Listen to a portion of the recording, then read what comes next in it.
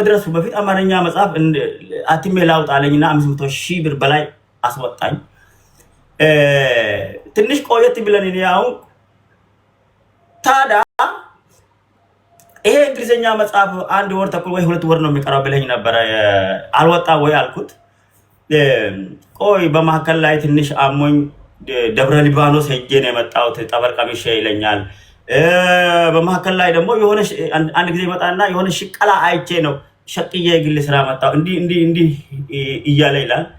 ይሄ አማርኛ መጽሐፉ ደግሞ አስተዋውቅልኝ አለ። አሳትማለሁ ታውቅልኝ አስተዋውቃልኩ አለኝና እኔ ቪዲዮ ከዚህ ሰርቼ ላኩለት። ከፈረንሳይ ነበርኩ ያን ጊዜ አምዩከን አለውትና ላኩለት። ያ ቪዲዮ ሰርቼ ሰይፉ ፋንታውን አስተዋወቀ። ያ መጽሐፍ አሁን እስካሁን አልተሸጠም እያለኝ ነው። እስካሁን ምንም አልተሸጠም፣ ገበያ የለም። አልተሸጠም። ኦኬ እንግሊዘኛ መጽሐፉ ባለፈው ያልከኝ 1 ወር ተኩል ወይ 2 ወር ላይ ይወጣል ስለዚህ ብለኝ ነበረ። አማርኛ መጽሐፍ ከመጽሐፍ በፊት አሁን እኮ 1 ዓመት ተኩል አልፏል ስለው አሁን በቃ እኔን ማጣላት ጀመሩ። እኔን ማስፈራራት ያንተ መጽሐፍ የተሸጠው 40,000 ብር ነው ብሎ በዚች ወር ውስጥ መጀመሪያ የለም ብሎ የነበረ 40,000 ብር ላከልኝ። እሱ ወሰድኩ። እንደገና ደግሞ እሺ ይሄ እንግሊዘኛ መጽሐፍ ካልጻፍክ ለጻፊው ስጠውና ሰው ይጻፍ ነው ያልኩት። ከዚህ ጋር መሐመድ መጽሐፍክ ታትሟል ማለት ነው፣ ወጥቷል፣ ለገበያ በቅቷል ማለት ነው። አማርኛው ታትሞ ወጥቷል፣ ግን ስምነታችን አማርኛ አልነበረም፣ እንግሊዘኛ ነበረ። ገባኝ። እሺ የአማርኛው የተሸጠበት ብሎ ነው 40,000 ብር የሰጠክ? አዎ እንደዛ ብሎኝ ነው። ስንት ፍሬ መጽሐፍ ተሸጠ ብሎ? 2,000 ነው ኮፒ የተደረገው። 2,000 ፍሬ አማርኛ መጽሐፎች ተሽጧል ብሎ 40,000 ብር ሰጠክ? ኖ መጀመሪያ ኮፒ የተደረገው የታተመው 2,000 ነው።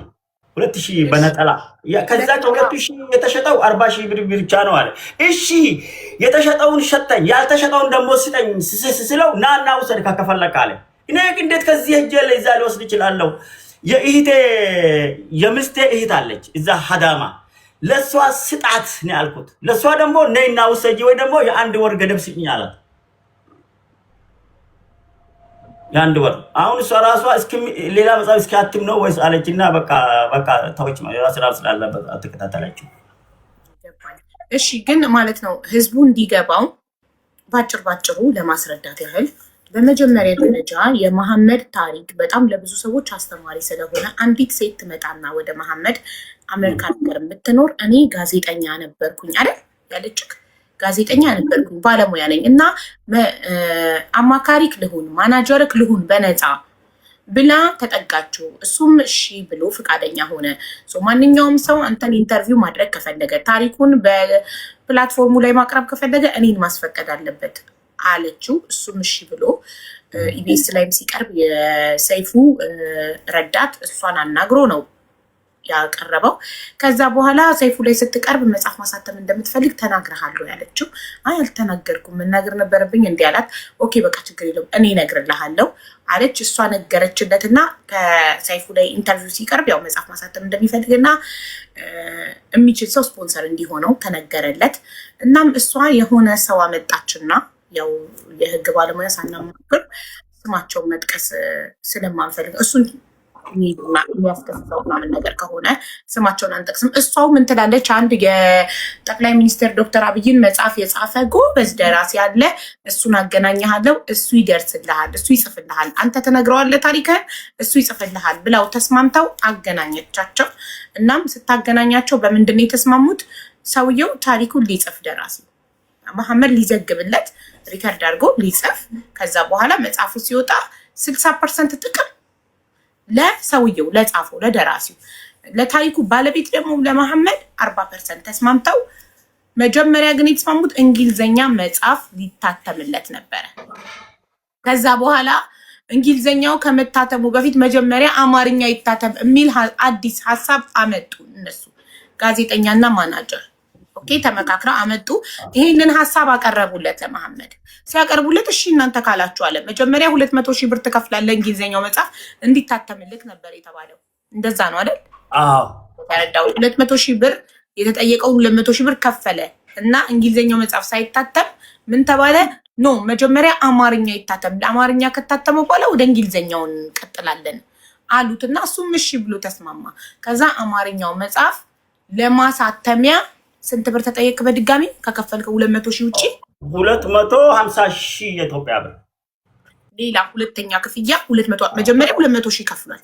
200,000 ለምንድን ነው የከፈልከው? እንግሊዘኛው መጽሐፍ ሊታተምበት ነው። ለእንግሊዘኛ አይደለም፣ የእንግሊዘኛ ወጪው እሱ ነው። የለም ራሱ ነው፣ ሁሉም ነገር እሱ ነው። እኔ ባለ ታሪኩ ስለሆንኩ ብቻ ነው 40% የሚካፈለው። ኦኬ አንተ ለታሪክክ ነው 40% የሚከፍልክ። የመጽሐፉን ወጪ ማሳተሚያ ሁሉ ነገር የሚችለው እሱ ነው። ታዲያ 200,000 ቅድመ መጀመሪያ የከፈልኩ ለምኑ ነው? እሱ ደግሞ በመሀከል ላይ አቁሞ መጡና ይሄ እንግሊዘኛ መጽሐፍ ታትሞ ሊወጣ ነው አሉ። ሊወጣ ነውና በቃ አመሰግናለሁ ምስቴ ቡና መጣችልኝ ወይ አመሰግናለሁ። ልስን አሁን በመሀከል ላይ ምን አደረጉ? ወደ 2024 መጨረሻ ላይ ነው መሰለኝ። አሁን እንትና ይችላል አስታውስ ይችላል። በመሀከል ላይ ምን አሉ? እንግሊዘኛ መጽሐፍ እንግዲህ ሊወጣ ነው። ያ እንግሊዘኛ መጽሐፍ 40% ያንተ 60% የኔ የተስማማ ነው እኮ ሊወጣ ነው። 1 ወር ተኩል ወይ 2 ወር ነው የሚቀራው። በቃ ሊወጣ ነው፣ ታትሞ ሊወጣ ነው። ይሄ እንግሊዘኛ መጽሐፍ ታትሞ ሲወጣ የኢትዮጵያ ውስጥ ህግ የለም ተቋለ። አንድ ሰው ተነስቶ ካለ አንተ ፍቃድ ውጪ ካለ እኔ ፍቃድ ውጪ ይሄን የእንግሊዘኛ መጽሐፍ ወደ አማርኛ ተርጅሞ ሊሸጥ ይችላል፣ ሊሸቅልበት ይችላል። ስለዚህ እኛ ለምንድን ነው ተጠቃሚ አንሆንም? ይሄንን እንግሊዘኛ መጽሐፍ ሊወጣ 1 ወር ተኩል ወይ 2 ወር የቀረውን በመሀል ላይ አቁመን አማርኛ መጽሐፍ አትምን አንሸጥም። በእንደዚህ ነው የመጡ። ስለዚህ ይሄ ደግሞ 200,000 ብር ክፈል። አማርኛው መጽሐፍ አዎ ገባኝ። አሁን ኦኬ መጀመሪያ የአማርኛ መጽሐፍ አይዲያ አልነበራቸውም። በጊዜኛ መጽሐፉ ኦልሬዲ ተጽፎ ሬዲ ነው ለመውጣት። ስለዚህ ከወጣ ኢትዮጵያ ውስጥ በአማርኛ ተርጉመው ሊጠቀሙብክ ምንም ሳይከፍሉክ ታሪክክን ሊጠቀሙብክ ስለሚችሉ ያንን አቮይድ ለማድረግ አማርኛውን ቀድመን እናሳትምና እናውጣ። ለዛ ደግሞ 200,000 ሊጠቀሙብክ ስለሚችሉ ያንን አቮይድ ለማድረግ አማርኛውን ቀድመን እናሳትምና እናውጣ። ለዛ ደግሞ 200,000 ብር ያስፈልጋል፣ እሱን ክፈል አለክ። አዎ ለዛ ነው። አዎ አሁን ገባኝ። አሁን ወደ 3 ወር ምናምን ከሆነ በኋላ እንደገና በቃ አሁን ጽፌ ጨርሻለሁ ሁሉም ነገር። ለከፈር 15,000 ብር ላካለኝ። ለኢትዮጵያ ለብሬት ቤት ለመመዝገቢያ 250 ኢትዮጵያ ብር ላካለኝ። ኖ እሱን ጨርሶ አሁን ከተላለበት እንዳውም የምስቴ እህት ነች ከሀዳማ እንትን ያሰጋገረችለት አለ እንትን አለ ረሲዱ አለ። እኔ አሁን ጽፌ ጨርሻለሁ አለ። ለማሳተም መጀመሪያ ቀብዲ ነው የከፈልኩት 100,000 ቀብዲ ከፈልኩ። እሱ ሳይጽፈበት እሱ ጽፌ ጨርስ ደግሞ 100,000 ብር ላከልኝ አለ። ላኩለት ጨርሻለሁ አለ። እሺ አሁን ደግሞ የሚቀረው ለማሳተም 250,000 ብር ላካለ። 250,000 የኢትዮጵያ ብር እንዴ መጀመሪያ 200,000 ውጪ። አዎ ለማሳተም እሱ ለኔ የጻፍኩበት ነው አለ። ለእጄ የጻፍኩበት ነው አለ። 200,000 አዎ እሺ በቃ አንዴ ከሰርኩ እንግዲህ አሁንም 200,000 ብር ከፍያለሁ መጀመሪያ። አሁን ለማሳተሚያ ካልከፈልኩ ከሰራው ከሚሆን ብዬ 250,000 የሚስቴ እህት ትራንስፈር አደረገችለት። አሁን ደግሞ ትንሽ ተቆይቶ መጣና ምን አለ? ለታሪፍ ለታክሲ ለቀረጥ ነው መሰለኝ ምን እንዳለ 40,000 ብር ላካለ። እሱ አለ ረሲዱ ራሱ። መጀመሪያ 200,000 ከፈልክ፣ ከዛ 250,000፣ ከዛ ደግሞ ሌላ 40,000፣ በአጠቃላይ እኮ ግማሽ ሚሊዮን ሊገባ ነው ወጪክ። አዎ እንደገና ለከፈሩ 15 ፎቶ የሚያነሳ ሰው አለ። እኔን ሰዓሊ መጽሐፉ ላይ እንደዛ እሱ 15,000 ነው የሚወስደው። 15,000 የኢትዮጵያ ብር ሊስልክ ደግሞ አዎ ለሰሎኛ ለመጽሐፍ ከቨር አንተን ለሚስልክ ሰው ደግሞ 15,000 ያው በቃ ይሄ ነው። እና 40,000 ብር ባለፈው ከተጣላን በኋላ እኔ 1 ዓመት ተኩል አልፏል። ሴፉ ፋንታውን ሲያስተዋውቁልኝ አያችሁት። ግን እስካሁን ምንም አልተሸጠም። እንዳውም መጽሐፍ ሻጪዎች ቤት እየዘጉ በየነገር እየቀየሩ ናቸው። ገበያ የለም የሚል ነበረ። እንግሊዘኛ መጽሐፍ እሺ እኛ መጀመሪያ ምን ልንጽፍ የተነገረበት እንግሊዘኛ። ለምን እንግሊዘኛ ሲል እንግሊዘኛ ደግሞ አንድ ጊዜ የተለያየ ሀሳቦችን ያመጣል። አሞኝ ደብረ ሊባኖስ ገዳም ሄጄ ነው የመጣሁት። ገዳም ጠበል ቀሚሼ ነው የመጣሁት እንደዛ ይላል። ቆይቶ መጥቶ አሁን ትንሽ ቆይና 4-3 ወር ቀመጥና የግል ሽቀላ ሄጄ እኮ ነው በማከላ ሽቅዬ የመጣሁት እንዲህ እያለ የመጀመሪያ 1 ወር ተኩል ወይ 2 ወር ይቀራል እንግሊዝኛ መጽሐፍ ሊወጣ የተባለው እስካሁን አልወጣም። አሁን በዚህች ባለፈው ወር ውስጥ ደውዬበት ይሄ ነገር እንዴት ነው? አንደኛ ነገር እንግሊዝኛ መጽሐፍ አልታተመም፣ የለም እንግሊዝኛ። ስለዚህ አማርኛ መጽሐፉ ደግሞ ምንም አልተሸጠም እያልከኝ ነው። ብዙ ሰዎች እኔ ላይቭ ሲገባ ያንተን ታሪክ አንብበናል መጽሐፍ ገዝተናል እያሉኝ ነው። አንተ ግን አንድም አልተሸጠም እያልከኝ ነው። ሰው ከየት አምጥቶ ነው የሚያነበው አልኩት። ስለዚህ መጽሐፌ ካልተሸጠ 2000 ኮፒ ነው የተደረገው። 2000 ነው ያ 2000 ኮፒ ስጠኝ፣ በቃ ስጠኝና የእንግሊዝኛ መጽሐፍ ደግሞ ሌላ ሰው እንድጽፍ ስጣቸው አልኩት። ይጻፍ እኔ ያጽፋቸዋለሁ አልኩት። መጀመሪያም እኔ አማካሪ ነበረኝ ፈረንጅ የአልጀዚራ ጋዜጠኛ ዳይና የምትባል እሷ ባለች እሷ ጻፍ ለሷ እነግራለሁ። እሷም ተረጋጋ ብለኝ ነበር አሳይለም ወረቀት እስከምታገኝ ድረስ። ስለዚህ አሁን እኔ ስለተረጋጋው ለሷ እነግራለሁ። በቃ አንተ ገብታችሁበታል፣ አልጨረሳችኋቱም። 2 ዓመት አልፏል። መጀመሪያ እንግሊዝኛ መጽሐፍ ሲጀምር 1 ዓመት ውስጥ አጠናቃለሁ አለ። ይሄው እኮ አግሪመንቱ አለ። እነዚህ ላሳያችሁ ይችላል። በ2024 ነው አይደል የጀመራችሁት? በ2024 በ1 ዓመት አጠናቀቃለሁ ሲልክ በ2024 ነው። አሁን 2026 ነው። በ2 ዓመት ተጠናቀቀ እንግሊዝኛ። እሱ የጻፈው አለ። ምንም እኔ ባልኖርበትም አግሪመንቱ ጉድለት አለው። 3-4 ጉድለት ግን አለኝ። እኔ እንዲህ ላሳያችሁ ይችላል። እዚህ ላይ ለጥፌ በአማርኛ የተጻፈው አስፈላጊ ከሆነ አግሪመንቱ እኮ ዋጋ የለውም። ምክንያቱም አንተ አይደለክም የፈረምከው። የፈረመው እኔ አልፈረምኩም። የማናጀርክ ነኝ ያለችው አካል ወንድም ነው የፈረመው አይደል? አንተ ነው የፈረመው። ይሄ ራሱ እኮ አይቻልም በፍጹም። አንተ ለወንድሟ ውክልና ሙሉ ውክልና ሰጥተቀዋል። አንተን ሆኖ እንዲፈርም አልሰጠሁትም። ምንም አልሰጠሁም። ወንድሟንም አላውቅም ነኝ። በውክልና ምን እንደሆነ አላውቅም ነኝ። በወቅቱ በጣም ያመኝ ነበር። ገባ እዛ ፈረንሳይ ለራሱ ወረቀት አጥቼ ፈረንሳይ ውስጥ የሚተኛው ደጅ ነው ሸራ ያሰርፈው ገባሽ? ያ ደብሊው ስለነበረብኝ ከማልታ በ2023 ነው የወጣሁት እና ፈረንሳይ ደግሞ አልተቀበለችኝ። ያው እንደዛው እንዳያችሁኝ ዝም ብዬ ሜዳ ላይ ነበር ጫካ ለጫካ የሚዞረው። ላሻፔል ይባል ፈረንሳይ ውጪ የተኛው የሆነ ድንኳን ላይ የሚሰጠ ምግብ መቀይ መስቀል የበላ እንግላሽ እየታጠበ እንደዚህ አንዳንድ ጊዜ ካለብኝ በሽታ አንፃር የፈረንሳይ ሆስፒታል አለ፣ አንድ ሆቴል ሆስፒታል የሚል እሱ ያው ችግሬን የሚያውቁን ቤት ሰጥተውኛል። ገባሽ? የግል ቤት ማመሰግናታለሁ። አንቲ ዶክተር ነበረችና በእንደዚህ አይነት ችግር ላይ ነበርን። አሁን እንግዲህ ቅርብ ጊዜ እየተጣላን ያለ ነው። ምንድነው አሁን ትልቁ እዚህ ሚዲያ ላይ ያመጣኝ ነገር ምንድነው? እኔ ምን ያስፈራረኛል? በጀመርነው እንጨርሳለን። መጽሐፍ ጽፈን ጀምረናል። ውል ነበረ፣ ስምምነት ነበረ፣ ተፈራርመናል። እኔ ነኝ ጻፊ። መጽሐፉን ጽፌ ለፊልም እንዲያበቃ አድርጌ ነው የምጽፈው። በህግም ብትሄድ ምንም አታሸንፈኝም ይላል እሱ። እሷ ደግሞ ከአሜሪካ ደውላብኝ ምንም ህግ በቂ አታሸንፍም። ይልቁ አንተና ምስት ተስማምታችሁ ከደራሲ ጋር 3ታችሁ ተስማምታችሁ እሱ ባላችሁ ሂዱ። በጠበቃም በኩልም ብትሄዱ እኛ ከኋላ መጠን ለጠበቃ ትልቅ ብር ሰጠነው ጠበቃ እንቀይራለን። እሷ ስትል ሚስተር ሪኮርድ ያረጋችሁ አለ። ላሰማችሁ ይችላል። አሁን ላሰማችሁ ከፈለጋችሁ አዋሰማን። ኦኬ በድሪያ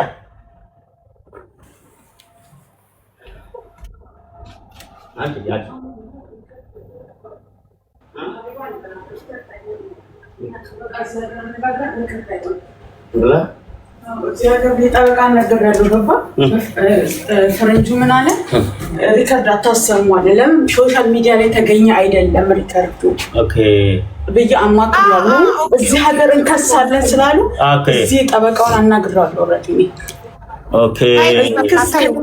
ይሄ ሶሻል ሚዲያ ላይ የወጣ ሪከርድ አይደለም። ገባ? እኛ ሪከርድ ያዝ ነው ማስፈራሪያ ስለሆነ እዛ እናንተ ጋር ብቻ አስቀምጡት። ሰውየው ሲፈልግ ብቻ ነው የምናሰማው ለጠበቃ ማስፈራሪያ ስለሆነ። አሁን ዳጊ ያለ ይኸው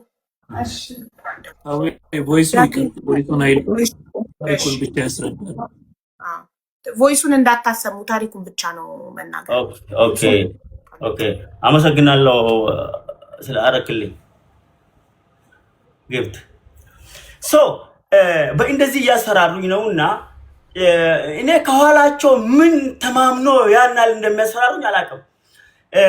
እኔ እዚህ ዩኬ ነኝ። ዩኬ ያለው እኔ ጠበቃ አለኝ፣ የራሴ ጠበቃ አለኝ እዚህ ኖቲንጋም የምትባል ከሚስቴ ጋር ሄደን እኛ የምንኖርበት ኖርዝ ሃምፕቶን ነው። ከዚህ ኖቲንጋም ለመሄድ ወደ 50 ፓውንድ ነው የምንከፍለው። በአካል ሄደን ነው ቢሮ ያነጋገር ነው።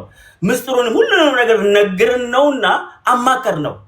ስለዚህ ይሄ ነገር እነዚህ ሰዎች ምን ተማምኖ ነው ይሄናል በታሪኬ ዝም ብሎ በሌለው ነገር የሚያስፈራሩኝ ብዬ እኔ ራሴ በጣም እንትን ጨንቆኝ ነበር። አሁን ምስቴ እሱን ነው የምትነግራችሁ ያለው ነገር ሁሉ ወረቀት ፔፐር ሁሉ በአማርኛ ተጻፈ ሁሉ አሳየችው። እሱ ትራንስሌተር አርግቶ ካነበበ በኋላ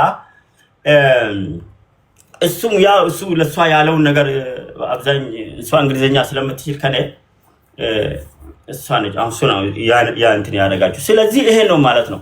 ይሄ ነው በቃ ያለ ነገር። ስለዚህ ያው ባጭሩ ጉዳዩ ምን መሰላችሁ? የመሐመድን ታሪክ ሊጽፉለት ቆይ ለዳጊ ወይኔ ኔትወርክ ነቀለው ድጋሚ ይግባና ዳጊ አስረዳዋለሁኝ። ታሪኩን የማታውቁ መቼም የመሐመድን ታሪክ ያልሰማ የለም። የዛሬ 3 ዓመት ምናምን ነው ቫይራል ወጥቶ ነበረ። ሁላችንም ታሪኩን ሰምተናል። ሰይፉ ኢቢኤስ ላይም ቀርቦ ታሪኩን ተናግሯል። እናም ታሪኩ በጣም አስተማሪና ማለት በጣም ብዙ ስደተኞችን የሚያስተምር ታሪክ በተአምር በህይወት የተረፈ ሰው ስለሆነ የፈጣሪን ተአምር የሚያሳይ ሰው ስለሆነ ታሪክህ ለብዙ አስተማሪ ነው።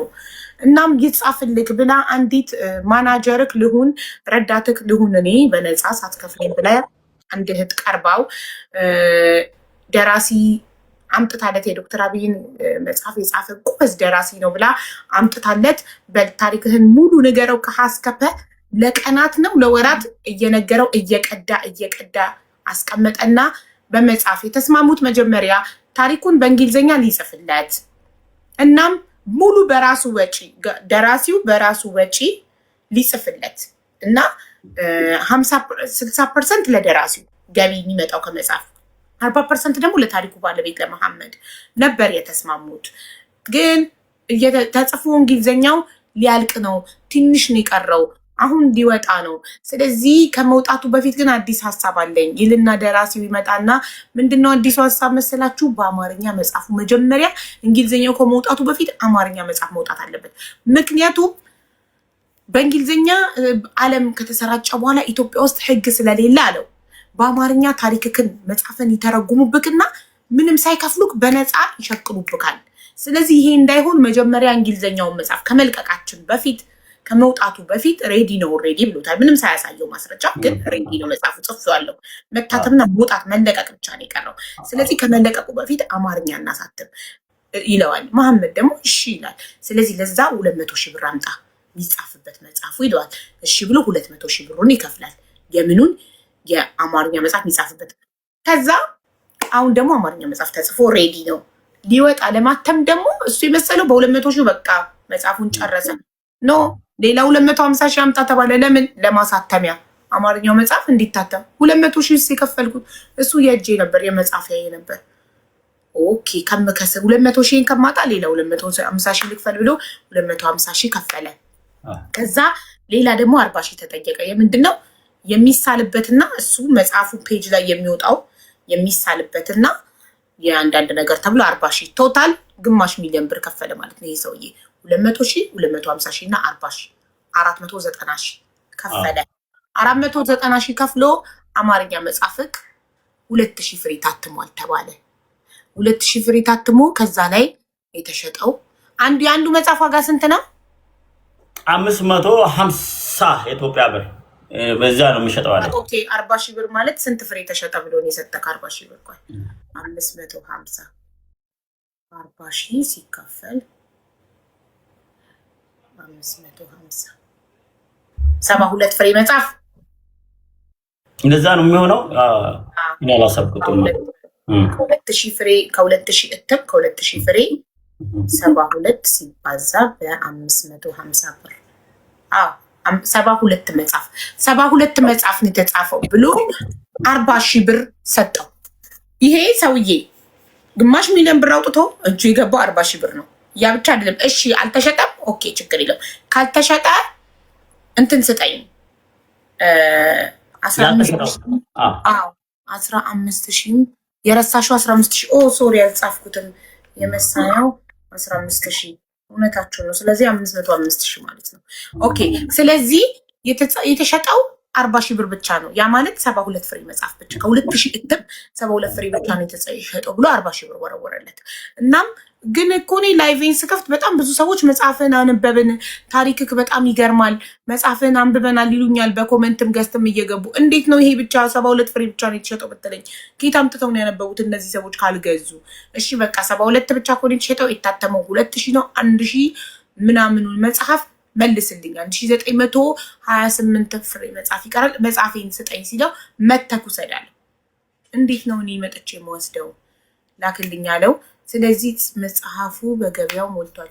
ስለዚህ ለዚህ አሁን ከዛም አልፎ በህግ ከሳለው ብትል እያሉ እያስፈራሩት ነው።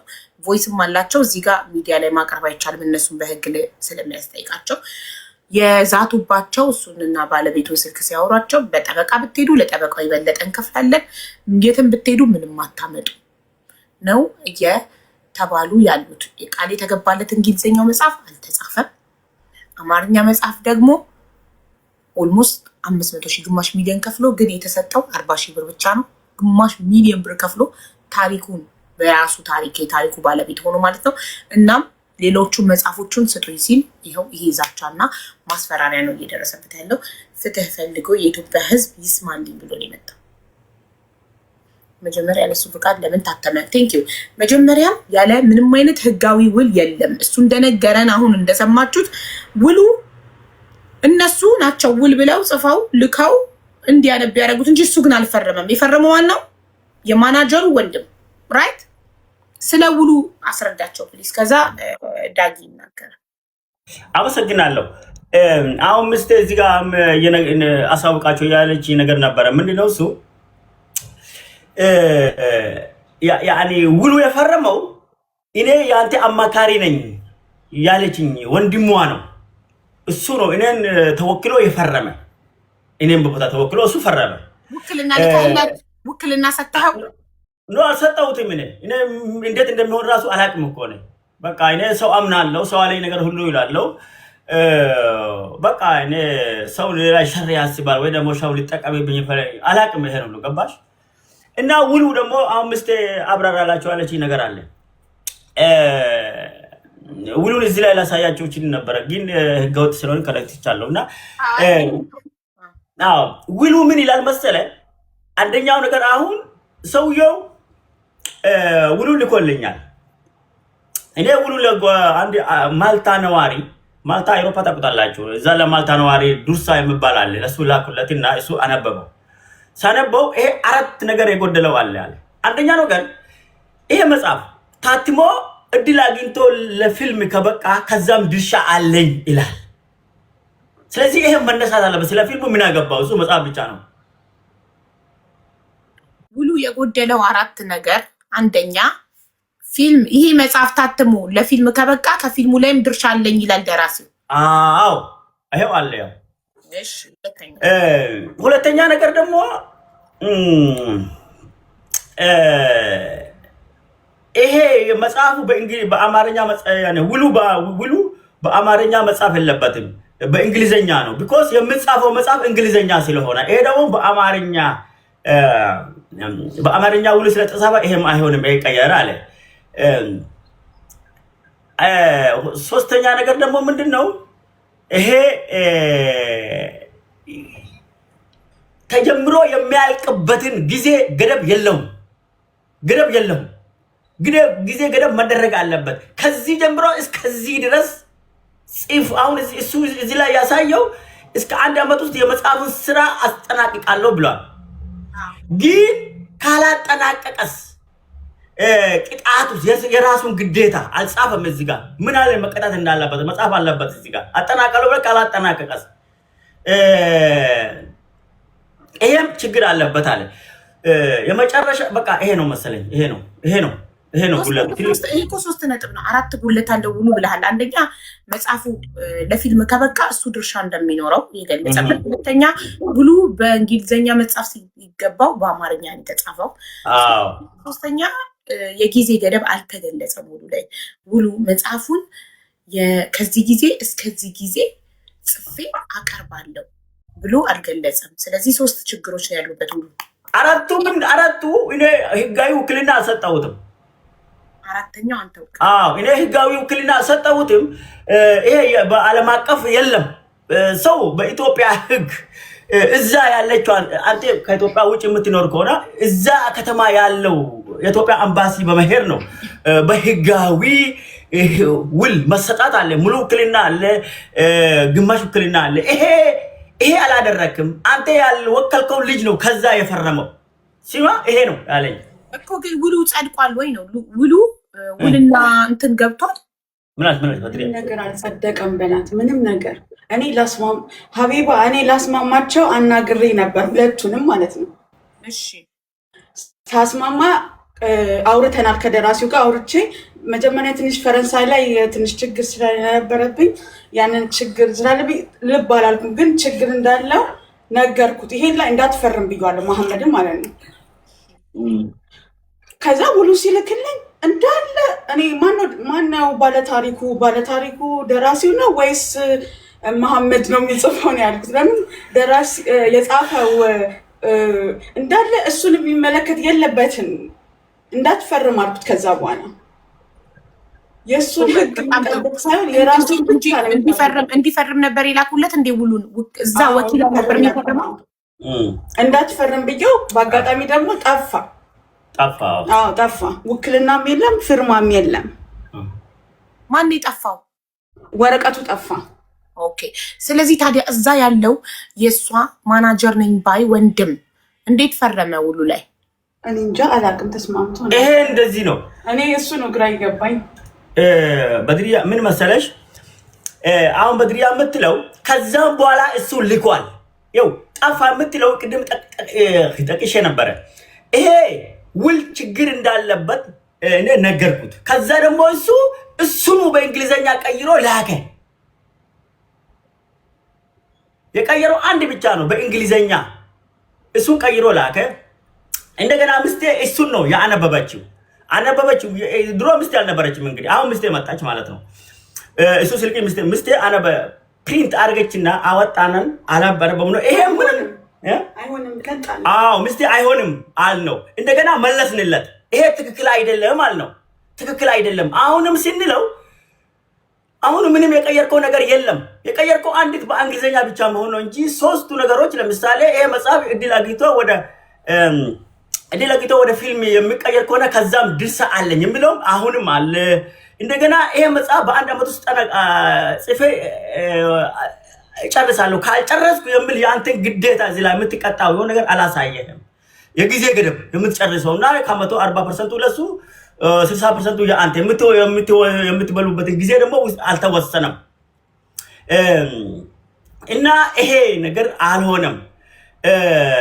እንደዛ ነው። እሺ መሐመድ ማለት ጥቅማችሁ ኦሬዲ አንተ 40% እሱ 60% ለስንት ዓመታት እንደሆነ ነው አልተገለጸም ያልከው ወይስ እስከ ስንተኛ እትም እንደሆነ? እድሜ ልክ ነው። ይሄ እድሜ ልኩ ነው መሰለኝ። በቃ እሱ መጽሐፍ እሷን በእንግሊዘኛ ይጽፋል። ከጻፈ በኋላ ይሸጣል፣ አስተዋውቆ ይሸጣል። ከዛ ሲል የሚገኘውን ገንዘብ ምርቱ ነው የምንከፋፈለው። እሺ ለምሳሌ አንደኛ እትም አለቀ፣ ሁለተኛ እትም ቢታተምስ? መጽሐፉ እሱ አልገባንበትም። ኦኬ ሲታተም ነው የምትነጋገረው? ሲታተም ነው። አሁን እሱ እንደገና ምስቴ አልሆነም አለችው፣ ቀይር አለችው። እንደገና ቀይሮ አሁን ምስታወራው ቀይሮ በፖስታ ላከ። መጀመሪያ ፒዲኤፍ አርግቶ ነው ላከው። እንዳውም አለ አሁን መጀመሪያ ቆጫኝ ነገር ነበረ፣ በፒዲኤፍ መላክ ትክክል አልነበረም እና ኦሪጂናል እናንተን ፈርማችሁ በፖስታ እንድትልኩልኝ በፖስታ ልክላችኋለሁ። ማን አለ ከፈረንሳይ የምታውቁት ሰው በማልክ ልልክላችሁ አለ። ደራ የሚባል አለ። ደራ ላሻፔል የኢትዮጵያ እንጀራ ምናምን ይሸጣል። ገባ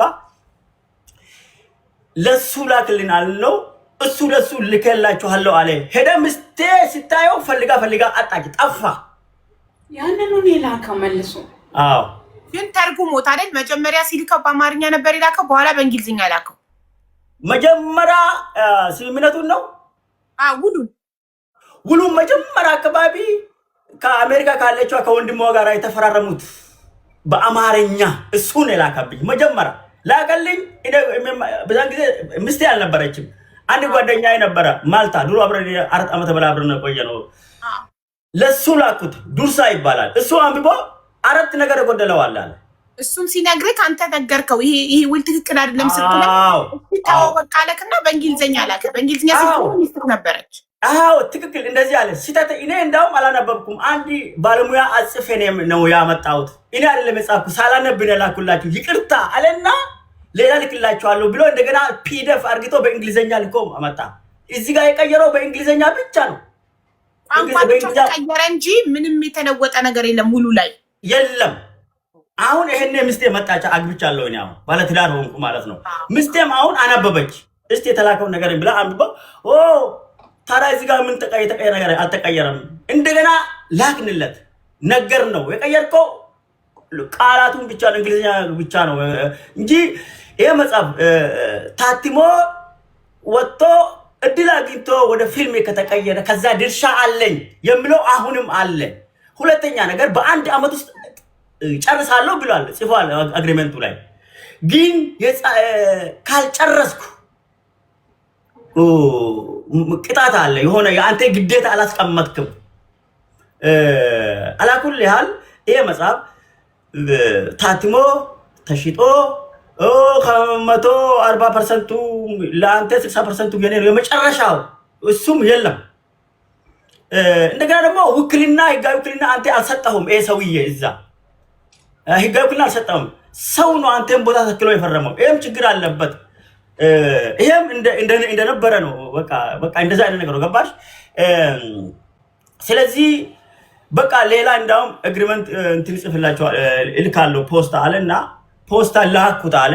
እሱ የላከበበትም ደራ ፈረንሳይ ሄደን ስንጠይቀው አላከም አለ። ፈልገን አጣ። እንደዛው እንደተጠረጠላ ዛሬ ደረሰ። እንግሊዘኛው ውል ነው የጠፋው። እንግሊዘኛው ውል ነው የእንግሊዘኛው ነው የእንግሊዘኛው ሳልፈርምበት ነው የጠፋው። አዎ ሳልፈርምበት ጠፋ። ምን አለ እሱ ታዲያ መጥፋቱን ስትነግረው ደራሲው? እኛም ከዛ ያው ነገር ነው ሌላ ልካለው አለ። አላከም። ከዛ ሳይልክ ነው ይሄ ችግር በመሃላቸው የተፈጠረው። አዎ ሳይልክ 2 ዓመት ተጎትቶ ደረሰ። እሺ ለመጀመሪያ ጊዜ የተነጋገራችሁት በ2024 ነበር የተስማማችሁት። መጽሐፉን ሊጽፍልክና በ1 ዓመት ውስጥ ሊጨርስ የተስማማችሁት አይደል? 2024 ማይ 5ኛ ወር ሜይ 5ኛ ወር ያ እስከ 2025 ሜይ ሊጨርስ ማለት ነው። ዊዝን 1 ይር አይደለ? ግን እንግሊዘኛው መጽሐፍ እስካሁን ድረስ አሁን ያለነው 2026 ኦገስት ነው። እስካሁን ድረስ እንግሊዘኛ መጽሐፍ አልተጻፈም። ስለዚህ ደራሲው በቃሉ መሰረት እንግሊዘኛ መጽሐፍ አልጻፈም። አለመጻፍ ብቻ ቢሆን ችግሩ ኢትስ ኦኬ። ግን 400 ምን 400 200,000 250,000 40,000 15,000 505,000 ወይንም በቃ 5,000 እንተውና 500,000 የኢትዮጵያ ግማሽ ሚሊዮን ብር ይሄ ሰው ከፍሎ መሐመድ በአማርኛ መጽሐፍ ታትሞ መጽሐፉ ቃል የተገባለት በእንግሊዝኛ ነው። በእንግሊዝኛ አታተመም፣ በአማርኛ ታተመ። የአማርኛው ደግሞ እትም 2,000 እትም ታተሞ ከ2,000 እትም ይሄ ሰው ግማሽ ሚሊዮን አውጥቶ የተሰጠው ግን 40,000 ብር ብቻ ነው። እሺ ችግር የለም መጽሐፍ ይመልስልኝ። የቀረውን መጽሐፍ ከ2,000 እትም እንግዲህ 72 ፍሬ ሲሸጥ 72 ፍሬ 40,000 ብር ሲሸጥ የቀረው መጽሐፍ ስንት ይሆናል? 1928 መጽሐፍ። ስለዚህ የቀረውን 1928 መጽሐፌን ስጠኝ ሲል መተኩሰድ ተብሏል። አሁን መጨረሻ ላይ የዘጋችሁት በምንድን ነው? በማስፈራራት አንተ ከሳለሁ ብለሃቸው ነው? እኔ ከሳለሁ አላልኩም። እኔ ትክክል እየሰራችሁ አይደለም። ዋሽሰው እናንተ ዋሻችሁብኝ። መጀመሪያም አማርኛ መጽሐፍ አለፍላጎቴ ነው እንዲገባበት ያደረጋችሁ። ስለዚህ እሱም አከሰራችሁ። ውላችን የነበረው እንግሊዝኛ እስካሁን አላጠናቀቃችሁም። ስለዚህ እኔ አንዴ ከስራለሁ፣ ሁለተኛም አልከስርም እና ውልም የለንም። ውላችንም ሳንስማማበት ነው እስካሁን ድረስ የደረስነው። እውነተኛና ህጋዊና ዓለም አቀፋዊና በኢትዮጵያ ደረጃም የጸደቀ የውል አፈራረም ላይ አልነበርንም። ስለዚህ በቃ አንተ መጽሐፍ አልትችልምና ሌላ ሰው ይጻፍልኝ በስ ይሄን ያልኩት ለሌላ ሰው ታጫውታለህ ያመጣው ሌላ ሰው ይጻፍልኝ ማለት ነው እሱን ያናደደው አዎ ይሄ ነው እኮ በቃ እኔ አሁን ያልኩት የከሰርኩት ከስራለሁ ችግር የለም እሱ ተና ሌላንም ከስራለሁ እኔ ወደም ሙሉ በማይሆን ነገር አሁን እሱ አይደለም ከሰርኩት ዋሹብኝ 500,000 ብር በላይ አከሰሩኝ ዋሽቶብኝ በልቶኛል አሁን እሱ ቀራ ወላ መጽሐፍ እንኳን አልሰጥም ብሎኛል ያልተሸጠው በቃ እሱ ራሱ ነው ያልኩት ወሰደው ሌላ ግን በለስም አታሳትም እዛ ኢትዮጵያ ማተመንቴም ሄደ ብቻ ይሄ እንግሊዘኛው መጽሐፍ ለሌላ ጸሐፊ ስጠው በቃ ሌላ ሰው ይጻፍበት እኔ መጽሐፍ ለመጻፍ አቅም አለኝ እኔ ብር አለኝ እኔ የኔ ስቶሪ አማካሪ አለችኝ እኔ ፈረንጅ አለችኝ እዚህ አልጀዚራ አሁን እኔ ለሷ መንገር ብቻ ነው የምጠብቅብኝ ገባ ስለዚህ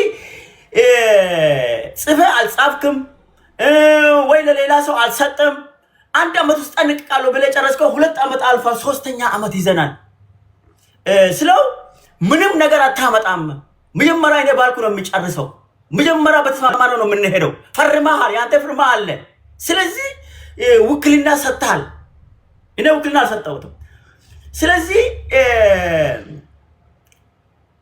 አለኝ ጽፋለሁ አለ እኔ ደግሞ አጽፍም በህግ ይከላከላሉ አልኩት አንተ በህግ ጠበቃ ይዤ ኢትዮጵያ ይከላከላሉ ችግር የለም በኢትዮጵያ ህግ ስለው በህግም ተከላከለ ምንም ነገር አታመጣም እኔ አለች ያቺ አሜሪካ አለኝ ቮይስ ከኋላ መጣ ብዙ ብር ለጠበቃ ሰጠን ጠበቃው እንቀይራለን ጠበቃ ብር ካየኮ ይቀየራል እኮ ላንተ ይልቅ ላንተ የሚሻለው ደራሲ ተስፋ ጋሸነ የምልህን ነገር ብቻ መቀበል ነው አለች እሷ አይለችኝ ነው እየተነገርኩ ያለው ነው መጽሐፍ ጻፈም አንተ ውክልና ለዛች ሴት በመጀመሪያ መጣ አንተ የዛሬ 3 አመት ነው አይደለ ቲክቶክ ላይ ቫይራል የወጣው የዛኔ መጣ ማናጀርህ ልሁን አማካሪህ ልሁን በነፃ ያለችክ ሴት ለሷ ውክልና ሰተካታል አልሰጠውትም ነው ውክልና አልሰጠውም የምን ውክልና እንደዛ ዝም ብላ በቲክቶክ ውስጥ ኢንቦክስ አባችልኝ ልክ እንደማንኛው ሰው እንደሚያወራ በቲክቶክ ላይ ብዙ ያወገኛል አይደለም ነው ውክልና ሆነናል አለች ይሻልኳታ እህቴ አይቼ እንዳው ቤት አገኘው ብዬ ተቀበልኩ እርግጠኛ ነክ ምንም አይነት ውክልና አልሰጠካትም ለማስታወስ ትሞክር ውክልና አልሰጠውም ጊዜ በእምነት በቃ እሺ ብቻ ነው አሁን የሚያወራው ውክልና ያ የምሰጣጣው ውክልና የለም እሱ አልሰጠውም በአፍ በቃ እሺ ብያታለሁ እንግዲህ እሺ ለሱስ ለደራሲውስ ምንም አይነት ውክልና አልሰጠከው አልሰጠውትም ውክልና ምንም የለም ስለዚህ አሁን ለጠበቃና የህግ ባለሙያ ዳግማ ያሰፋ እድሉን እንስጠውና እሱ ደግሞ በጉዳዩ ላይ አስተያየት ይስጥበት ሙያዊ አስተያየት ከዛ ቁራን ትልክልኝና እሷን አናግራታለሁ መጣ ምላሽ እንድትሰጥ ማለት ነው ኦኬ እሺ ያለውን ነገር ታስረዳን እሷ አጣራ ዳግማ አቡ እንደነሽ ማመድ ሰላም ነው እናመሰግናለን ስለመጣክ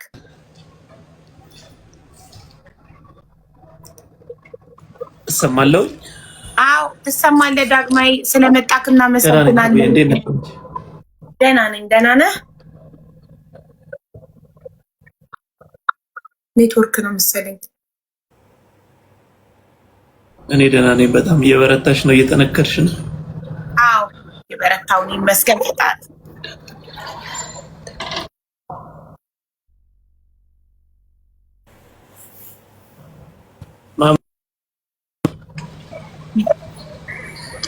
ዳጊ ሰማሃል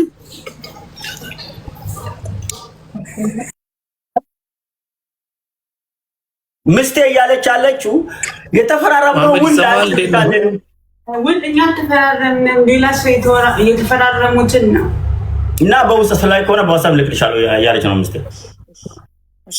እሺ ዳጊ ይቅርታ ኔትወርክ ነው መሰለኝ ይሰማሃል አሁን ይሰማኛል እሺ እንኳን ደህና መጣ እንኳን ደህና ቆያችሁኝ አቡ እንዴት ነህ መሐመድ ሰላም ነህ እንኳን አገኘው እንኳን አወቁ እንኳን ደግሞ ፈጣሪ ከዛ ከሚያክል ከባድ ነገር አትርፎ እንደዚህ ታሪክህን ለኛም ለሌሎችም ሰዎች ሊያስተምርና ሊያጽናና ደሞም ሊያበረታ በሚችል መልኩ ተጽፎ ለመነጋገር አበቃን እንኳን ፈጣሪ ለዚህ አበቃ አመሰግናለሁ ዳጊ ያሰላ በጣም አመሰግናለሁ። እኔም አክብረኸኝ ለጊዜን አቃጥለ እኔ ጉዳይ ላይ ለመሳተፍ እዚህ መጥተህ እየተሳተፍና እያዳመጥክ ያለኸው በጣም አመሰግናለሁ ወንድሜ። እንኳን ፈጣሪ ያገናኘናል፣ ደስ ብሎኛል። ታንክ ዩ ቬሪ ማች። እሺ ወንድሜ አዊ አንዳንድ ነገሮችን ያው እየጻፍኩ ነበረ ከስርና እነሱን ነገሮች ላንሳ። ስለ መጽሐፍ አጻጻፍ 2 ደቂቃ ብቻ ልውሰድና ላስረዳ። ምናልባትም ነገም ሌላም ሰው ቢኖር አካሄዱ የሚሆነው እንደዚህ ስለሆነ ነው። የሚሆነው ምንድነው? ባለ ታሪክና ጸሐፊ ይነጋገራሉ። እሱ ታሪኩን ማጻፍ ነው የሚፈልገው፣ ይሄኛው ደግሞ ባለው የስነ ጽሁፍ ችሎታ መሰረት ታሪኩን ሊጽፍለት ነው የሚፈልገው። ስምምነታቸው ይሄ ነው። ከዛ ክፍያ በምን ያህል ጊዜ፣ ያንተ ግዴታ ምንድነው፣ የኔ ግዴታ ምንድነው የሚለውን ነገር በግልጽ ይነጋገራሉ። በግልጽ ከተነጋገሩ በኋላ ያ ነገር ወረቀት ላይ ይሰፍርና ሁለቱ ሰዎች ይፈራረማሉ። ከተፈራረሙ ከተስማሙ በኋላ ታሪኩን በድምጽ ቅጂም ሊሆን ይችላል፣ ሌላ የጽሁፍ ወረቀትም ካለ ሊሆን ይችላል፣ በማንኛውም መልኩ ለደራሲው በደንብ አድርጎ ይነግረዋል። ከዛ ደራሲው እነዚህ ነገሮች ይሰበስብና የፎቶም ይሁን የሰነድ ምንም ማስረጃም ካለ አንድ ላይ ይሰበስብና ስነ ጽሁፋዊ ውበቱን በጠበቀ መልኩ መጻፍ ይጀምራል። በየመሃሉ ማንኛውም አይነት መረጃ የሚፈልገው ሲኖር እየደወለ ይጠይቃል፣ ይሄም ያስረዳል። ከዛ በተባባሉት ጊዜ ጽሁፉ ሲያልቅ በጽሁፉ መሰረት ገንዘቡን ይከፍላል። አብሮ ስምምነት ላይ መደረግ ያለበት ነገር ምንድነው? ለጽሁፉ መስማማት አንድ ራሱን የቻለ ስምምነት ነው። ለምሳሌ እኔ ያንተን ታሪክ ወስጄ ለምጽፍበት ይሄን ያህል ብር ትከፍለኛለህ ካልኩኝ የኔ ግዴታ ጽሁፉን ጽፎ መጨረስ ነው። ከዛ ህትመትን በተመለከተ ደግሞ ቀጣይ ስምምነት ነው። ስለዚህ ህትመቱን አንተ ነህ የምትሸፍነው እኔ ነኝ የምሸፍነው የሚለው ሌላ ስምምነት ይሆናል። ከዛ በኋላ ደግሞ ከመጽሐፉ ላይ የሚኖር ስምምነት ወይም ክፍያ የሚኖር ከሆነ ደግሞ ከዛ በኋላ ክፍያ ይፈጸማል። ከዛም የሆነው ነገር ምንድነው? መጽሐፉ የሚታተምበት ቦታ ላይ ሁለቱም ሰዎች በሚያምኑት ሰው አማካኝነት ይሄን ያህል ኮፒ የሚለው ምክንያቱም ለቁጥጥር ስለማይመች ማለት ነው። ለምሳሌ 5000 ኮፒ የሚታተም ከሆነ ከሁለቱም ወገኖች ያሉ ሰዎች 5000 ኮፒ መታተሙን እርግጠኛ ሆነው ከዛ በኋላ ወደ ሽያጭ ይገባል። ሽያጩን ማን ይቆጣጠር፣ ገንዘቡን ማን ይቀበል፣ ከዛ በኋላ እንዴት እንከፋፈል የሚሉትም ነገሮች ደግሞ ተጨማሪ ስምምነት የሚፈልጉ ናቸው። ሌላው ተጨማሪ ስምምነት የሚፈልገው ደግሞ መጽሐፉን ሪፕሪንት እናድርግ የሚል ከሆነ ሪፕሪንት ሲደረግስ የስምምነት ለውጥ ይኖራል ወይ፣ የድርሻ ለውጥ ይኖራል ወይ፣ ማተሙን ማን ነው የሚከፍለው? እነዚህ ሁሉ ነገሮች ክሊርሊ መቀመጥና መፈራረም ያለባቸው ናቸው። በዚህ መሰረት ነው መጽሐፍ የሚጻፈው። እኔም ከዚህ በፊት 4ኛ መጽሐፌን ስጽፍ የዜማ እና የግጥም ባለሙያ ደራሲ ከቤተሰቦቹ ጋር ተነጋግረን በዚህ መልኩ ነው ጽፌ መጽሐፉ ታትሞ ሙሉ ገቢው ለመቄዶንያ የተሰጠው። ስለዚህ ነገሮች መቀጠል ያለባቸው በዚህ መልኩ ነው። ይሄንን እንደ ዋና መረጃ ይያዝ።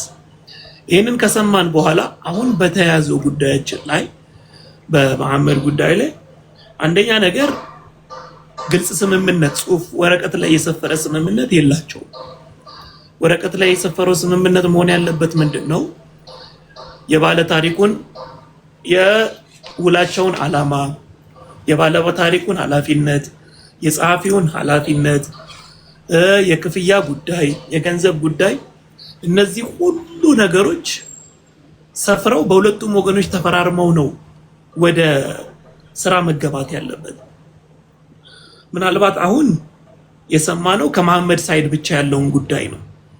ከዛኛው ጎን ወገን ያለውን ስላልሰማን ሙሉ በሙሉ ይሄ ስህተት ነው ይሄ እንደዚህ ነው ለማለት ልንቸገር እንችላለን። የሁለቱንም ወገን ነው። ግን አሁን በሰማነው ነገሮች ብቻ ተነስተን አንዳንድ ነገሮችን ላስቀምጥ።